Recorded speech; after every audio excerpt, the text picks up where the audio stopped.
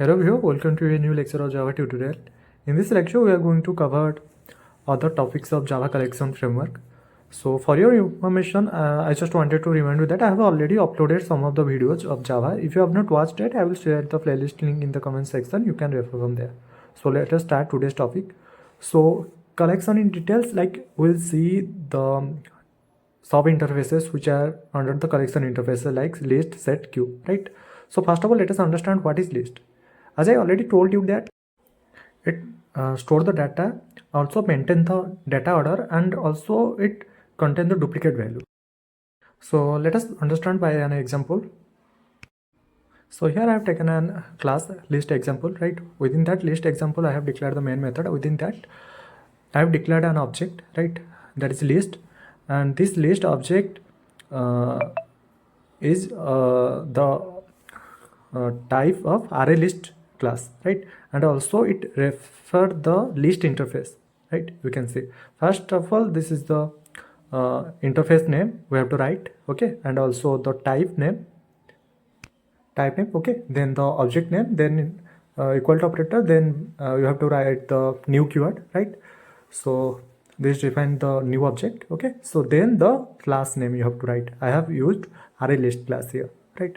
So then I am assigning three values, apple, banana, again apple, right? So to the list by using the add method, right? So then I am printing it. So now let us compile it by using the Java C, then the class name, okay? Then we have to run. Okay, now you can see it's showing the values which I have assigned, right? Showing apple, banana, and again apple. And you can see I have assigned apple 2 times. Okay, so as I told you, it stored the duplicate value. That's why it stored the duplicate value and also print here. And also instead of this list interface, we can also write the class name directly also. Okay, so but this is not recommended.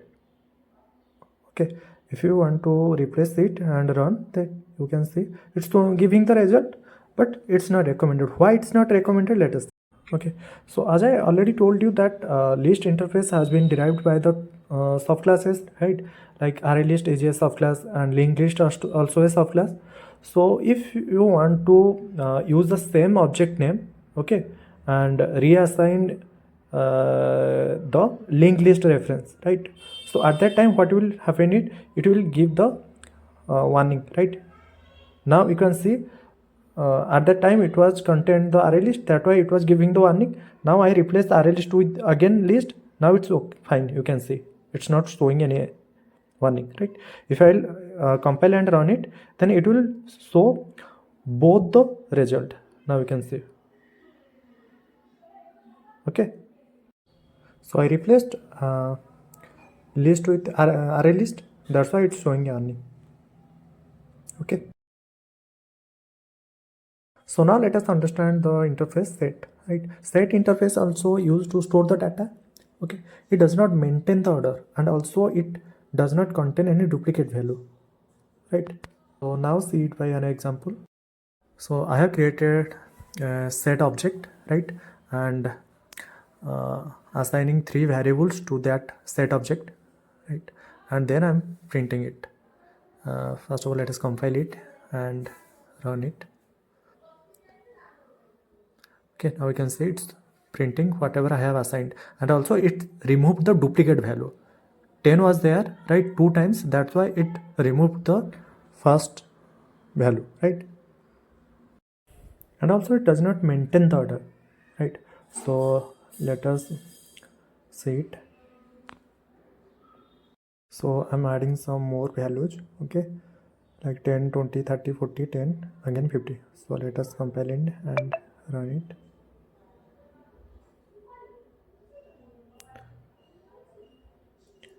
Okay, you can see it has removed the duplicate value and also does not maintain the order, right? So first of all I have assigned 10, then 20, then 30, but it first print that 50.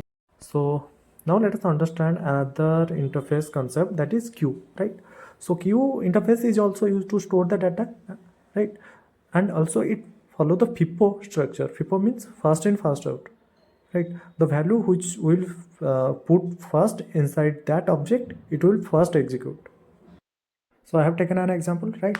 So here what I'm doing, I am creating the queue object and assigning a and b, right? So let us compile and run it. Now we can say it's showing a and b also. So now see the next interface, that is map, right? As I already told you, map is also used to store the data, but it follows the key value pair. So let us see by an example. Okay, so here what I'm doing is I'm assigning three values with corresponding keys, right? So here one is key, apple is value, two is key, banana is value, right? Let's compile it. So after run, it's showing only two results. Why? Because it removed the duplicate one. As I told you, keys cannot be duplicate. That's why it removed the first duplicate key. Okay, but duplicate values are allowed. Okay, so let us see. So here again I have uh, put another value, right? Key is 3, then value is banana. Banana already I have declared, right?